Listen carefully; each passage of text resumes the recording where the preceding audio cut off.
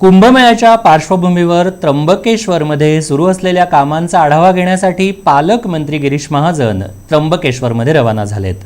बसमधून प्रवास करत त्यांनी प्रत्यक्ष कामांची पाहणी केली आहे। याच दौऱ्यात मिशन ग्रीन मान्सूनच्या माध्यमातून वृक्षारोपणही करण्यात आलंय। बघूयात। मिशन ग्रीन मान्सूनच्या 9व्या टप्प्यात सिन्नर औद्योगिक क्षेत्रात पालकमंत्री गिरीश महाजन यांच्या हस्ते वृक्षारोपण करण्यात आलं। उद्योगांचा विकास आणि पर्यावरण संवर्धन यांचा समतोल साधण्याची गरज यावेळी व्यक्त करण्यात आली।